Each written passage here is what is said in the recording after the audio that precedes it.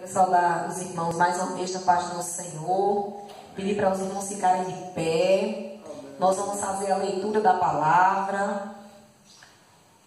E também repetir o texto áureo da lição 2, a inspiração divina da Bíblia. Começando a nossa escola bíblica dominical. Amém? Então vamos lá. 2 Timóteo, capítulo 3. Os irmãos abrem a Bíblia lá em 2 Timóteo, capítulo 3. A partir do versículo 14 até o versículo 17. Essa leitura ela é dividida em duas partes. A primeira parte está aqui em 2 Timóteo e a segunda parte está em 2 Pedro. 2 Timóteo 3, do 14 ao 17. Glória a Deus. 3. Vai dizer assim a palavra do Senhor. Tu, porém, permanece naquilo que aprendestes e de que fostes inteirado, sabendo de quem o tens aprendido, e que desde a tua meninice sabes as sagradas letras, que podem fazer-te sábio para a salvação pela fé que há em Cristo Jesus. Toda a Escritura divinamente inspirada é proveitosa para ensinar, para redarguir, para corrigir, para instruir em justiça, para que o homem de Deus seja perfeito e perfeitamente instruído para toda a boa obra. Amém. De 2 Timóteo, pule aí os livrinhos.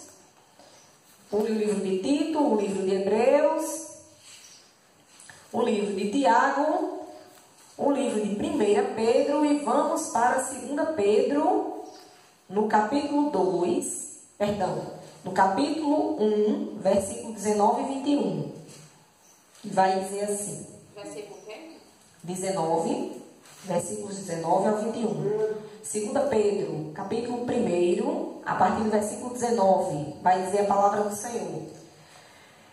E temos muito firme a palavra dos profetas, a qual bem fazeis em estar atentos, como a uma luz que alumia em lugar escuro, até que o dia esclareça e a estrela da alva apareça em vosso coração.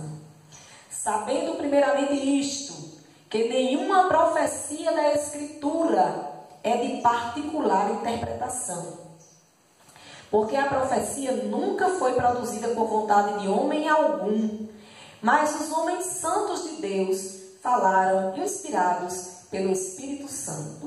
Glória a Deus. Então vamos orar pela leitura da palavra e vamos todos juntos repetir o texto áureo. Amém? Querido Deus, te agradecemos pela tua palavra que é santa, que é viva, que é divinamente inspirada, que serve para nos ensinar, nos instruir, nos capacitar, nos preparar. Oh, querido Deus, obrigada, porque este livro maravilhoso permaneceu e permanece entre nós como uma palavra viva e eficaz. Obrigada, Deus, pela tua palavra, que ela venha nos preencher, que ela venha, Senhor, saciar, Senhor, toda a fome espiritual que nós temos de conhecimento, meu Deus. Em nome do teu Filho amado Jesus Cristo, nós pedimos que o teu Espírito Santo esta noite esteja conosco, Senhor, para que possamos reter tudo aquilo que está preparado para nós nessa escola bíblica, meu Pai. É o que nós te pedimos e te agradecemos.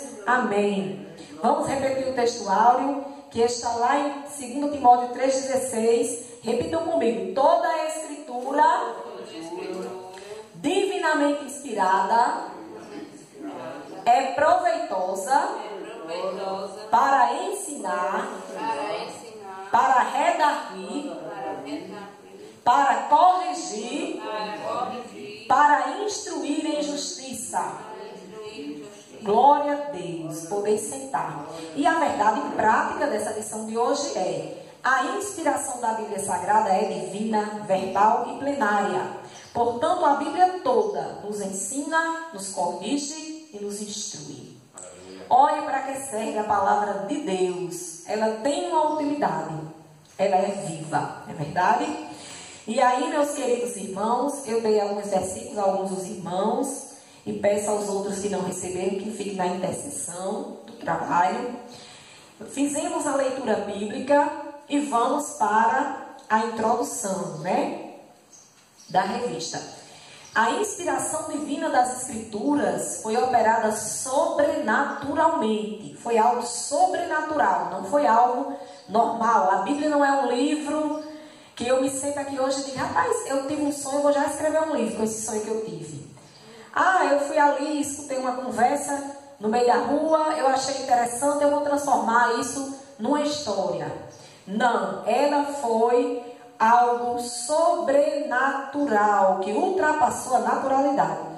Pelo Espírito Santo de Deus, que nos deu a Bíblia, a única revelação escrita de Deus para a humanidade. É a Bíblia Sagrada. Nesta lição, veremos que a inspiração da Bíblia é divina, verbal e plenária. Nesse sentido, a Bíblia Sagrada é para o crente salvo a inspirada, inerrante e infalível palavra de Deus. Nós, crentes salvos em Jesus, entendemos que a Bíblia Sagrada, o nome já está dizendo, se é sagrado, não é uma coisa natural, não é um livro qualquer. Ela é inerrante, ela não tem erro, ela é infalível, ela não tem falha e ela é inspirada, palavra de Deus para nós. Amém? A doutrina da inspiração bíblica. Vamos entender aí, então, como se deu a confecção desse livro sobrenatural. O que foi que aconteceu? A inspiração bíblica é divina. Nas páginas do Antigo Testamento, a expressão assim diz o Senhor e expressões semelhantes são usadas mais de 3.800 vezes. Ao receber a revelação no Monte Sinai, Moisés escreveu todas as palavras do Senhor. Podemos encontrar isso lá em Êxodo, capítulo 24, capítulo 4. Como eu já disse desde a primeira lição, né, esse comentarista, que é o pastor Douglas Batista, ele é que nem eu gosto de fazer estudo bíblico, transcrevendo já os versículos da Bíblia para o estudo. Então, se os irmãos for lá procurar em Êxodo 24:4, vão entender isso bem direitinho. Jeremias foi advertido, Jeremias 26:2, não esqueças nenhuma palavra. Deus pediu a ele, né, quando estava inspirando. No texto do Novo Testamento, Paulo disse que usava as palavras que o Espírito Santo ensina, lá em 1 Coríntios, capítulo 2:13. João assegura que o Senhor lhe revelou coisas que brevemente devem acontecer, lá em Apocalipse, capítulo 1, versículo 1. Quando João foi escrever ali na ilha de Patmos a revelação, que o livro de Apocalipse também é conhecido como livro de revelação. Então, quando ele foi escrever, ele disse isso, as coisas que devem acontecer e que o Senhor tinha revelado a ele. E o próprio Senhor Jesus asseverou que até os sinais diacríticos do texto hebraico eram inspirados. Quando Jesus diz assim, lá em Mateus 5:18, nem um J, nem um tio se omitirá da lei. Até os sinais de pontuação, né? Um J, um tio, não se omite da lei do Senhor. Assim sendo, as Escrituras reivindicam que a mensagem bíblica veio da parte de Deus. Aleluia, né? A inspiração bíblica, ela é verbal. Ratificamos que a Bíblia é divinamente inspirada. 2 Timóteo 3,16, que é o texto áureo, né? Nós lemos aqui. Toda escritura divinamente inspirada por Deus é proveitosa para ensinar, redarguir, instruir, corrigir o homem em justiça. Essa tradução vem do termo grego theopneustos, não sei se a pronúncia é essa, mas vamos lá, que significa literalmente soprada por Deus. A Bíblia grega, né, escrita nas línguas originais, a Bíblia que a gente tem hoje, ela está traduzida para a nossa língua, né, graças a Deus. Mas tem às vezes tradução, quando a gente está fazendo, que tem expressão que tem numa língua, não tem na outra, né? Então, aqui no Brasil, eles traduziram por inspirada. Foi uma inspiração de Deus. Mas na língua original, no grego, diz que foi soprada por Deus, né? Theopneustos. Então, esse nomezinho pneu sopro, Theo é Deus, e diz aí, isso aí em grego, né? Que a Bíblia foi soprada por Deus. Desse modo, a inspiração é chamada de verbal, porque Deus soprou nos escritores sagrados aquilo que deveria ser escrito. Apocalipse 19, versículo 9, 1 Coríntios, capítulo 14, versículo 37. Porém, os autores bíblicos não foram usados automaticamente como se escrevesse um ditado. Quem aqui já teve aula de português e a professora passou um ditado? Vamos escrever agora um ditado, né? Casa, você escreve casa, né? Não, a Bíblia não foi assim como um ditado. A Bíblia, mesmo Deus usando os autores, eles foram instrumentos de Deus e cada qual com a sua própria personalidade e talento, escreveram inspirados pelo Espírito Santo. 1 Pedro 1,21, 2 Pedro, perdão, só quero dizer primeira, né? 2 Pedro 1,21 foi a leitura que a gente viu aqui, ó. A profecia nunca foi produzida por vontade de homem algum, mas os homens santos de Deus falaram inspirados pelo Espírito Santo. Então o Senhor dava uma revelação e aqueles homens escreviam, mas cada um com sua personalidade, cada um com o seu jeito. Nós vamos encontrar autores na Bíblia que o português deles é mais avançado, né? Porque eram pessoas que tinham um certo grau de estudo, um certo conhecimento. Como vamos encontrar autores na Bíblia mais simples, né? Que o linguajar é mais simples, é mais acessível. E dessa maneira Deus usou esses autores bíblicos para fazer isso. E essa ação divina foi tão intensa que todas as palavras registradas na Bíblia eram exatamente as que Deus queria ver empregadas nas Escrituras. A inspiração bíblica, ela é plenária. Terceiro ponto da doutrina da inspiração bíblica. O primeiro, ela é divina. O segundo, ela é verbal, né? Ela foi verbalizada. E o terceiro, ela é plenária. O que significa isso? A inspiração da Bíblia também é plenária, isto é a inspiração total e completa, plena. Quando uma coisa está plena, ela está cheia, né? Então, tanto do Antigo quanto do Novo Testamento, Paulo afirma que toda a Escritura é inspirada. 2 Timóteo 3,16, que a gente leu, versículo áureo. Nossa declaração de fé, os cristãos, os evangélicos, eles declaram que a inspiração da Bíblia ela é especial e única. Não existe um livro mais inspirado e outro menos inspirado na Bíblia, tendo todos o mesmo grau de inspiração e autoridade. Significa dizer que nenhum texto deve ser desprezado nas Escrituras. Você pode dizer assim, mas o Antigo Testamento, eu já escutei gente dizendo isso, o Antigo Testamento não é para a gente não, era os costumes dos judeus, os costumes do povo daquela época. Minha gente, se está e se chegou a nós, é porque é para a gente. Lembre-se sempre disso. Algum livro desse, você pode até dizer assim, né? Como muitos que criticaram a palavra do Senhor, querem provar que a Bíblia era algo humano e não divino, e querem provar que a Bíblia era falha. A primeira coisa que a gente vê aí é que na Bíblia tanto está registrado os acertos como alguns erros de algumas pessoas, né? Se você se lembrar de Davi, uma bênção, a Bíblia, se fosse algo do homem, você acha que o homem ia colocar o defeito de Davi? Né? Mas por que Deus permitiu que colocasse o defeito de Davi e de tantos outros, né? Não estou falando só de Davi, não. Esther, que é uma mulher que a gente admira muito, teve um momento na história de Esther que Mardoqueu foi lá puxar as orelhinhas dela. Aí você está pensando que porque você está rainha aqui no palácio, você vai escapar da condenação, né? No primeiro momento, né? Pelo que a gente entende, né? Aqui é o entendimento nosso. Ela no primeiro momento não quis tomar uma atitude. Quando o tio puxou as orelhinhas dela, ela foi lá, de repente, né? E jejuou, e orou, e buscou a presença do rei. E ali, primeiro do rei do céu, depois do rei da terra. E ali se resolveu aquele problema e ela salvou o povo de Deus, né? Deus, por intermédio dela, ela foi um instrumento.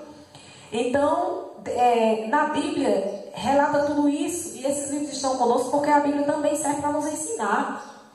Para eu aprender a evitar certas coisas, eu não preciso passar por elas. Eu vi que uma pessoa passou, rapaz, fulano, foi por aqui e não deu certo. Eu não vou, não.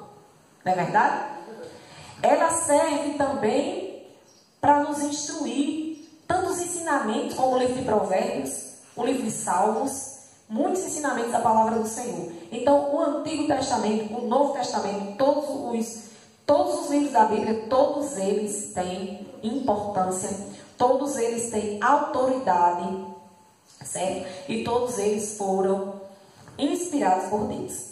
Nesse aspecto, ratificamos, ou seja, confirmamos que a Bíblia não apenas contém ou torna-se a palavra de Deus, mas que ela é a inspirada palavra de Deus, plena, sem erros e sem falha alguma. Por que, irmãos, o autor ele está sendo tão enfático em dizer que a Bíblia é a palavra de Deus? Porque já tem aí umas correntes, né, de alguns estudiosos, é aquele tipo de gente que, quando está bom para mim, a camisa, então eu visto. Quando não está bom, vai me apertar um pouquinho, então eu não quero. Então tem muita gente por aí que quer os pedaços da Bíblia e outros não. Quando o versículo é conveniente para ele, aí a Bíblia é de Deus. Não foi Deus que disse isso aqui. Quando não é de Deus, não. Então tem muita gente por aí dizendo que a Bíblia contém a palavra de Deus, né? Tem muita gente por aí que não aceita só a Bíblia, procura outros livros, procura outras coisas. Mas nós que cremos, nós somos ensinados que a Bíblia ela é de Gênesis a Apocalipse, é Deus falando conosco, amém?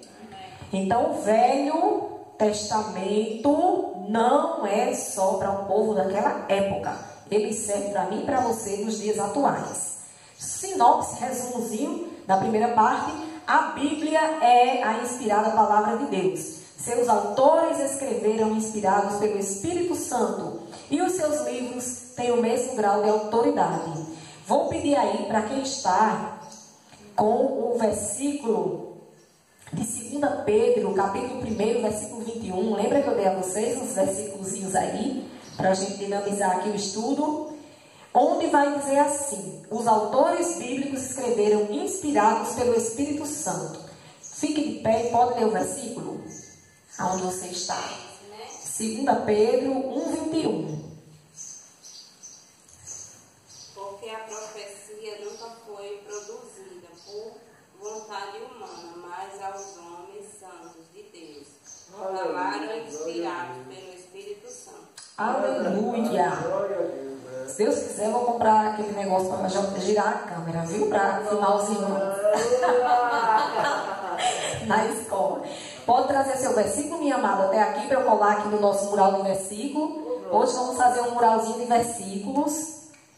Então, irmãos, esse primeiro versículo que irmã Nery leu, ele condensa o ensinamento de que os autores bíblicos, eles foram inspirados por Deus, né? Como a gente já leu também na leitura, esse versículo está na leitura original, a profecia nunca foi produzida por vontade de homem algum. Ela foi inspirada pelo Espírito Santo de Deus. Glória a Deus por isso. E aí, tudo que está escrito na Bíblia serve para o nosso ensino. Quem está com Romanos 15:4, pode também ficar de pé, ler aí para a igreja e traga aqui o versículo quando terminar de ler. Romanos capítulo 15, versículo 4.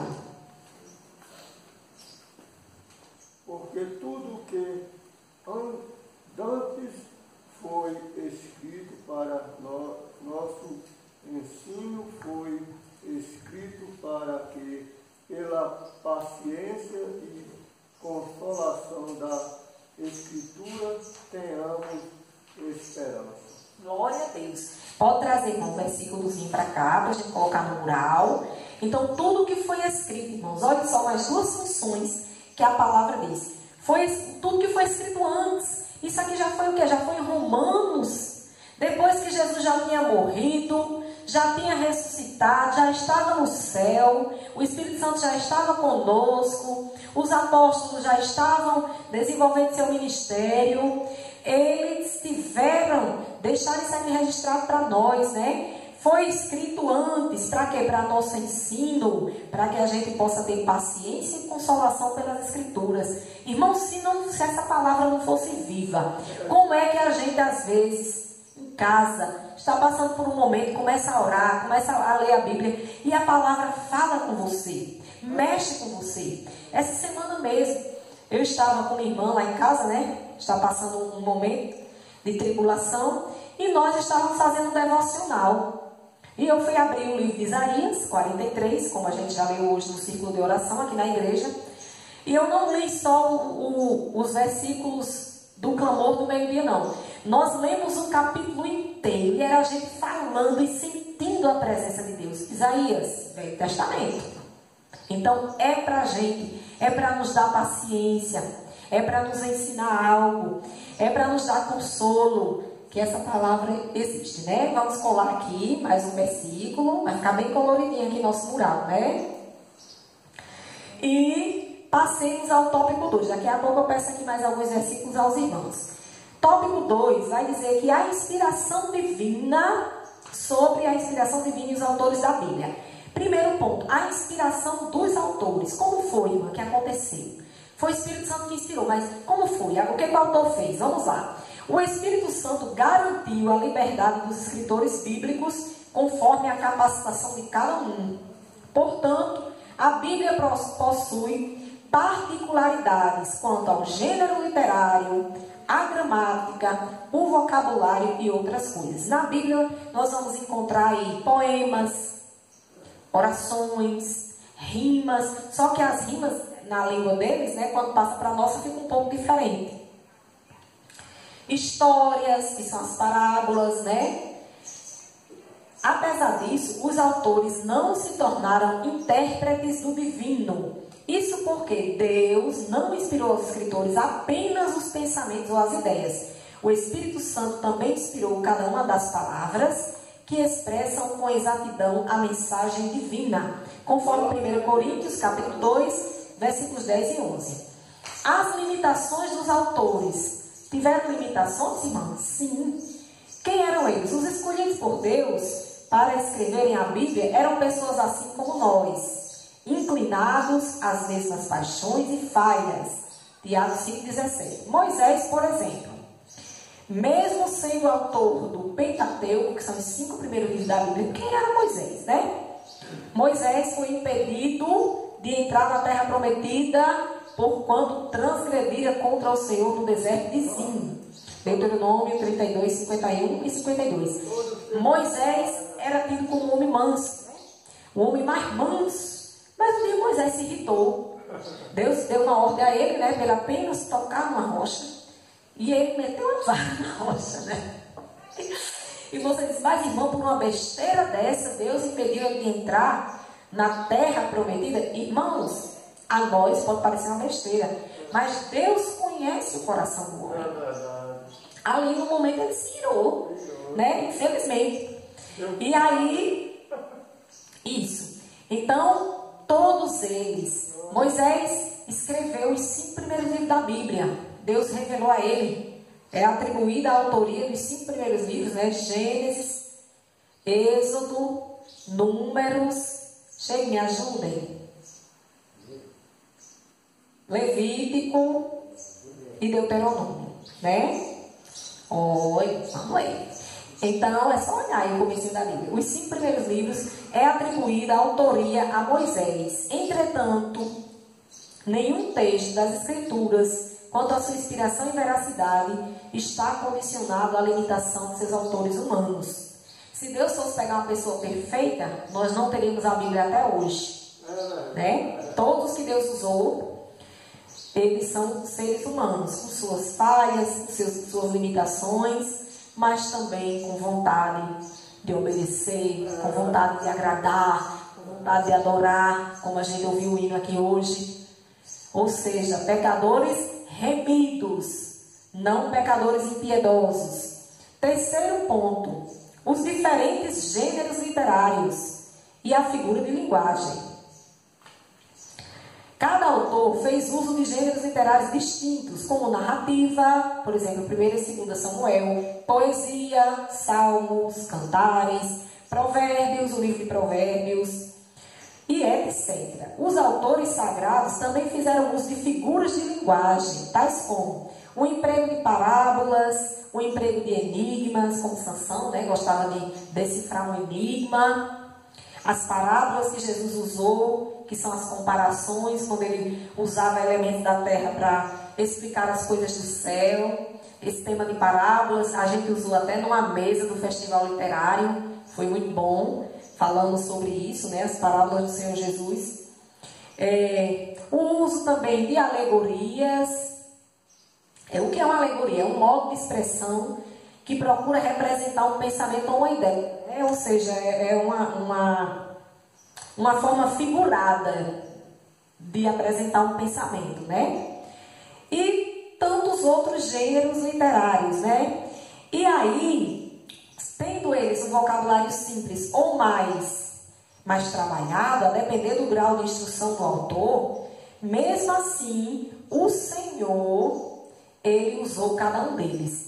Até que o autor dessa revista diz assim: o emprego dos recursos literários evidencia a cultura do escritor, mas em hipótese nenhuma invalida a inspiração da palavra de Deus. É do mesmo jeito da igreja, né? Como a gente falou domingo, fazendo aquela alegoria, aquela representação das frutas com a igreja. Então, eu tenho as frutas que são azedinhas, eu tenho as frutas que são mais docinhas, eu tenho as frutas que são mais caroçudinhas, né? Mas todos têm importância para Deus, todos são amados e queridos por Deus. Eu não posso me julgar melhor do que nenhum. Então, da mesma maneira, eu não posso dizer, porque eu sou uma professora. Não, eu só gosto do livro de Paulo, porque Paulo era um mestre da lei, né? Era instruído. Já o livro de Pedro, que era um simples pescador, para mim não tem serventia. Não.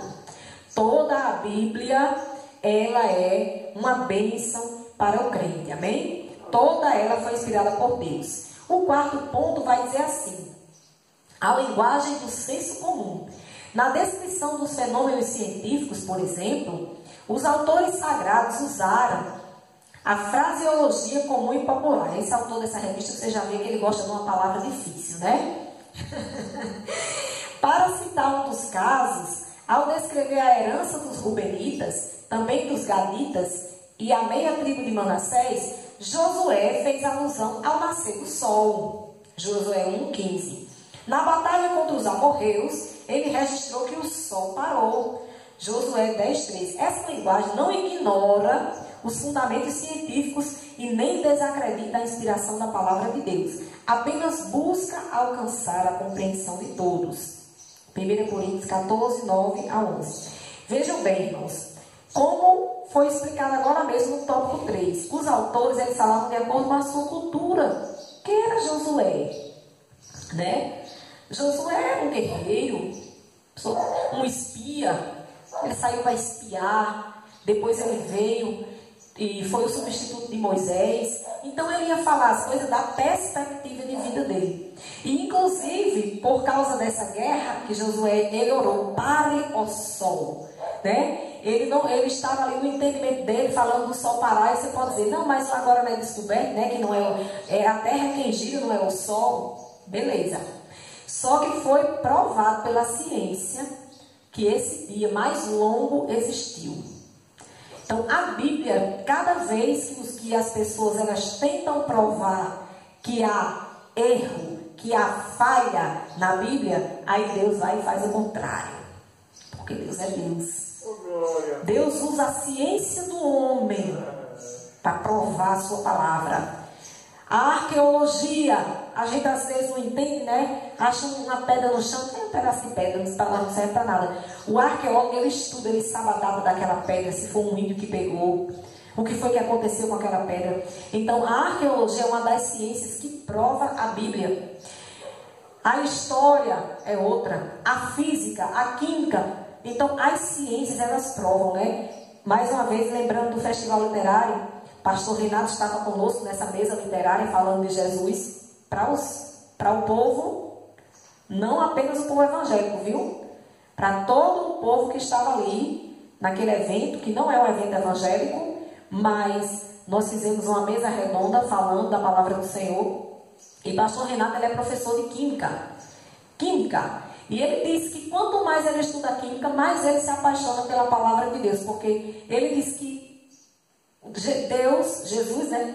O Criador do mundo, é o químico mais perfeito que existe. A Trindade Santa, né? O Deus Pai, o Deus Filho e o Deus Espírito. São os químicos mais perfeitos, né? Então, aqui na palavra do Senhor, se usa uma linguagem para atingir ao leitor. O próprio Jesus fez muito isso. Ele falava às pessoas com parábolas, para que as pessoas entendessem, né? Resumo dessa segunda parte, já vamos entrar na terceira. Diz assim: as limitações humanas, o uso de diferentes gêneros literários e o emprego de linguagem comum não anula a inspiração divina dos autores da Bíblia. Não é porque um autor é mais loquaz, fala mais, outro falou menos, um é mais explicadinho, o outro é mais resumido. Se a gente for olhar os 4 evangelhos, né? Lucas, ele é bem explicadinho. A gente sabe do nascimento de João, a gente sabe da visita de Maria com Isabel, a gente sabe da visita do anjo, né? É bem explicadinho, Lucas. Já Mateus é mais direto. Mateus começa, né, já apresentando. Mais direto ainda é Marcos, que já começa com Jesus fazendo milagre. Não quer nem saber de Jesus pequenininho, já chega Jesus.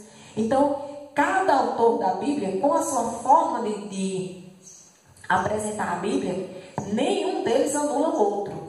Pelo contrário, tem coisa que a gente viu em um evangelho que a gente não vê no outro. Tem coisa que bate nos 4 evangelhos, tem coisa que bate em 3, né? E assim vai. E cada um deles traz uma contribuição, e a Bíblia como um todo. Amém? Vamos agora pegar mais alguns versículos para colocar no nosso mural. Quem está com 2 Coríntios, capítulo 4, versículo 7, que é um versículo que vai nos dizer que as Escrituras não estão condicionadas às limitações dos seus autores humanos. Pode ficar de pé e ler para a igreja do Senhor. 2 Coríntios 4, 7. Temos, porém, este tesouro em vaso de barro, para que a excelência do poder seja de Deus e não de nós. Glória a Deus. Muito obrigado, Braz. Já está sabendo, tá vendo? Vamos colocar no mural. Então, irmãos, esse tesouro, que é a palavra de Deus, foi colocado em vaso de barro. Ou seja, o homem, Deus usou o homem para produzir. Para quê? Para que a gente saiba que o homem da sua capacidade humana não tinha condições de fazer um livro desse. Então, a glória da divindade da Bíblia é a Deus que pertence, né? Vamos colocar aqui no nosso mural. Está o mural bem colorido, né? Glória a Deus. E aí, quem está com Mateus, capítulo 13, versículo 13, que vai nos falar da linguagem bíblica. A linguagem bíblica busca alcançar a compreensão de todos. Na revista, o autor colocou 1 Coríntios 14, do 9 ao 11, mas como eu gosto de trabalhar o texto dentro do contexto e não separado, eu troquei por Mateus 13, 13. Porque 1 Coríntios 14 está falando do dom do Espírito Santo, do dom de falar em línguas.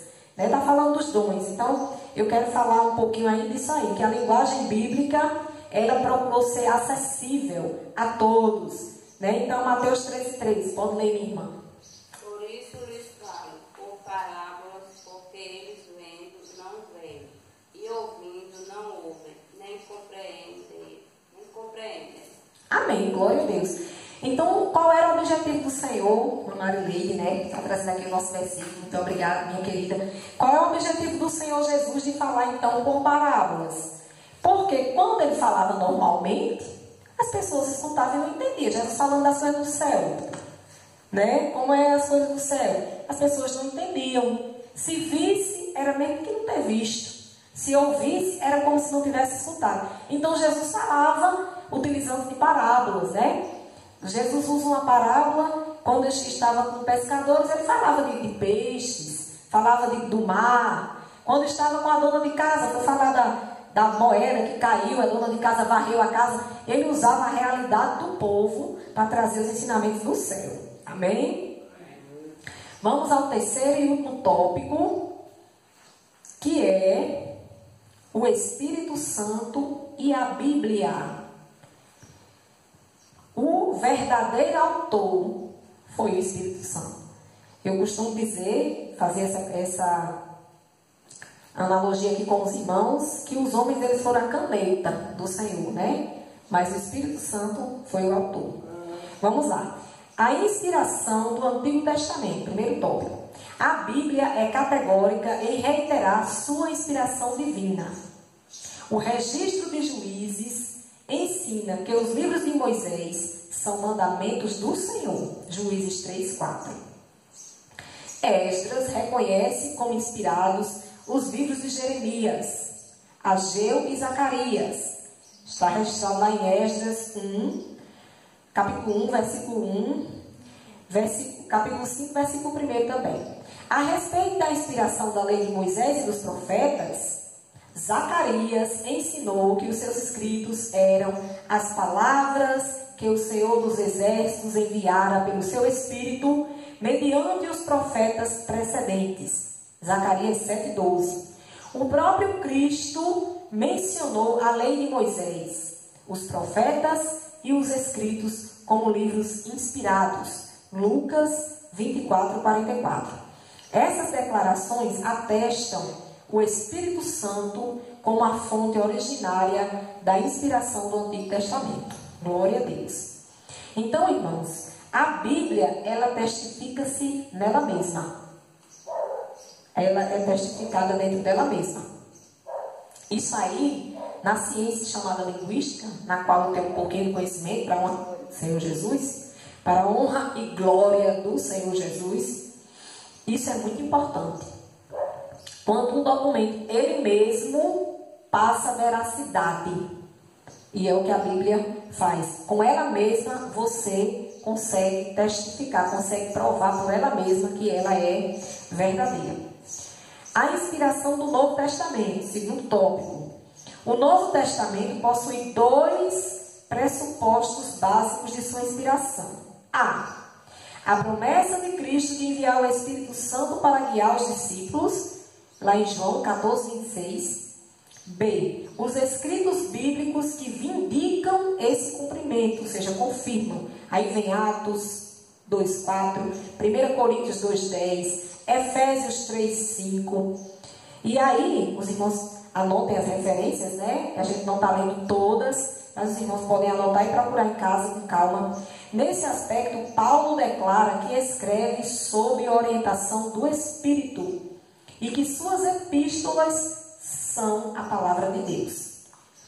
Romanos 15, versículos 15 e 16. 1 Coríntios 14, versículo 37. Gálatas, capítulo 1, versículo 12. 1 Tessalonicenses, capítulo 2, versículo 13. Tudo isso a Bíblia falando dela mesma. Vejam que são livros diferentes, localidades diferentes, mas ela tem, a Bíblia ela consegue ser unificada, ela consegue ter uma linha de raciocínio que a gente não perde o fio condutor dessa linha de raciocínio. Pedro reconhece essa verdade e classifica os livros de Paulo como escrituras, 2 Pedro 3,16. Nessa direção, vários outros textos apontam para a ação do Espírito Santo nos escritos da Nova Aliança, João 16, 13. Então, a própria Bíblia, ela se prova por ela mesma. Isso é muito importante. Fora que, como eu já expliquei, né, essas outras ciências do homem, eles conseguem provar que tanto o Antigo quanto o Novo Testamento, eles são realmente Bíblia, né? São realmente a palavra de Deus. Subtópico 3. A obra da regeneração e a iluminação. A Bíblia ensina que o Espírito Santo testifica de Cristo e convence o mundo do pecado, da justiça e do juízo. João 15, 26 e 16, do 8 ao 11. Desse modo, o Espírito Santo atua no processo da salvação e produz a fé regeneradora. Efésios 2,8, que vem pelo ouvir a palavra de Deus. Romanos 10,17. Nesse aspecto, o Espírito Santo não apenas inspirou as palavras da salvação, mas também as aplica no coração humano, a fim de regenerar os pecadores. 1 Pedro 1,23. Sem esse mover do Espírito, Sem esse mover do Espírito não é possível nem aceitar e nem entender a palavra de Deus. Isso está confirmado lá em Mateus 13, versículo 15 e 1 Coríntios 2, versículo 14. Essa ação em conduzir o pecador a compreender as verdades bíblicas chama-se iluminação. Efésios 1, 18. Porém, ressalta-se que o Espírito Santo ilumina o que ele já tem inspirado. Não se trata de nenhuma nova revelação. Segundo Gálatas, capítulo 1, versículo 8 e 9.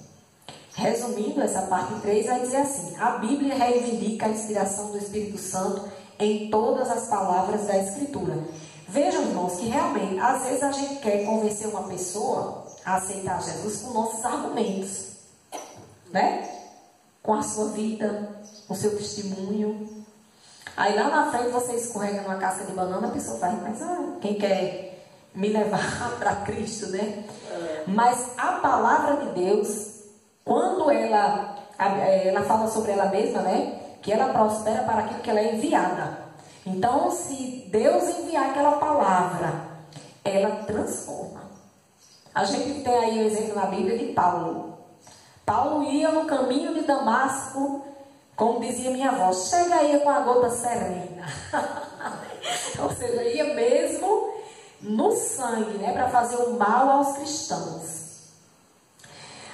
Paulo era tão ruim que ele estava na hora do apedrejamento de Estevão. Ei, diga aí, se tem a natureza de uma pessoa morrer levando pedrada, né? Meu Jesus, precisa ter natureza de cão, né, de gente ruim. E o Senhor Jesus teve aquele impacto ali, né, no caminho. Diz: Saulo, Saulo, por que me persegues?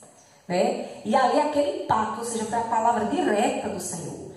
Se ele estava perseguindo os cristãos, se ele tinha visto Estevão, então ele ainda não tinha sido convencido. Mas quando veio agir de Deus diretamente, então acontece. Por isso que quando a gente for ler a Bíblia, a gente tem que pedir a Deus que nos inspire, que nos ensine. Porque tem gente que lê, irmãos, que às vezes até uma vírgula, uma coisa que a pessoa entender errada, a pessoa às vezes até pode cometer besteira e dizer que está na Bíblia, viu? Tem gente por aí que às vezes faz umas doidices e diz que tem respaldo bíblico. Não é um livro normal para você ler de qualquer jeito, de brincadeira. Leia pedindo a Deus a orientação, que você com certeza vai ser abençoado. E também, quando for pregar para alguém, evangelizar, não use só suas palavras, não. Eu acho engraçado que hoje em dia tem... Hoje em dia não. Desde que eu me converti, já faz uns 22 anos. Estou entregando aqui minha idade a vocês, né? Daqui a pouco vocês vão descobrir que eu tenho 41 anos. Aceitei com 18, né? Então, sempre tem aquele pregador que às vezes ele vai falar dele no púlpito. Porque eu viajei, eu fui não sei para onde, eu encontrei não sei quem. E cadê a Bíblia? A gente que gosta de Bíblia, quando pega um pregador desse, é uma tortura. Cadê a Bíblia? Né? Não está falando da cabeça. Não, irmão, leia, abra. Eu só sossego, não sei se é porque eu fui criada assim, né? Onde eu me converti, impacta demais a sua conversão. Eu gosto que a pessoa manuseie, que abra, que lê o versículo, que procure. Por isso que eu trouxe os versículos para os irmãos lerem, né? Porque é bom assim. Vamos agora para o irmão ou a irmã que está com Lucas 24, 44, onde vai falar que Cristo reconhece a inspiração divina do Antigo Testamento. Aleluia. E disse-lhe: são estas as palavras que vos disse, estando ainda convosco, que convia que se cumprisse tudo o que de mim estava escrito na lei de Moisés, nos profetas e nos salmos. Amém. Jesus dizendo que desde Moisés, ou seja, de Gênesis, né, os 5 primeiros livros, os profetas, todos aqueles profetas, e os salmos. Tudo falando de Jesus testificando aí ele mesmo em pessoa, né? Pode me dar o versículo, obreiro Nilson, para a gente colocar aqui no mural. Então, ele disse lá em Lucas 24:44, que estas palavras escritas no Antigo Testamento, todas testificaram sobre ele, né? Todas falaram algo sobre ele, o próprio Cristo, né? E quem está com 1 Pedro, capítulo 1:23, que vai nos dizer que a palavra inspirada pelo Espírito Santo opera na regeneração dos pecadores. Sendo de novo gerado, não semente corruptível, mas já incorruptível pela palavra de Deus, viva e que permaneça para sempre. Aleluia. 1 Pedro 1:23, ou seja, a palavra viva, é ela que faz, né? Glória a Deus. Muito obrigado, irmão Francisco Braz. Então, nós somos gerados espiritualmente pela palavra, né? É essa palavra que ela vai nos moldando, nos ensinando, ela vai nos aperfeiçoando, até a gente ficar à estatura do varão perfeito, que é Cristo, né? Então, meus irmãos, a conclusão dessa lição de hoje vai nos dizer assim, para encerrar mesmo: a Bíblia é a palavra de Deus escrita. Ela foi inspirada verbalmente e seus autores a escreveram inspirados pelo Espírito Santo. A inspiração da Bíblia é plena. Todos os livros, a palavra de Deus e as palavras da Bíblia têm total e completa autoridade. Esse ensino concorda com a nossa declaração de fé, que professa crer na inspiração divina, verbal e plenária da Bíblia Sagrada, única regra infalível de fé e prática para a vida e o caráter cristão. Glória a Deus por isso, né? Concluímos mais uma escola bíblica, para honra e glória do Senhor. Vamos ficar de pé, orar encerrando, e que Deus nos ajude para que sábado estejamos aqui outra vez, né? Vou convidar nosso diácono, Luiz Eduardo, para fazer essa oração final e vamos para casa, né? Sim, é mesmo, vou avisar. Não, tem. O senhor ainda bem que o senhor se lembrou. Foi que eu vi o pastor falando que ia ter. Amém. Ore para a gente encerrar. Amém. Oremos. Poderoso Deus, eterno Pai, Criador do céu e da terra, abençoe, Senhor, cada um de nós chegou na sua casa, abençoe aqueles que puderam vir, Senhor. Abençoe, Senhor, nossa comunidade, Senhor, que aqui venha plantar o amor, venha plantar o perdão. Abençoe nossas famílias, Pai. Abençoe para aquelas pessoas que estão enfermas. Chega ali, Pai, na beira do pastor, da pastora. Visita ali os hospitais, Pai. Abençoe os médicos, os enfermeiros, a toda a equipe de medicina, Senhor. Venha repreender esse vírus, venha repreender esse mal. Venha guardar nossa casa, venha guardar nossas famílias. Que a graça e a paz do Senhor esteja conosco. Em nome do Pai, do Filho e do Espírito Santo. Amém. Glória a Deus.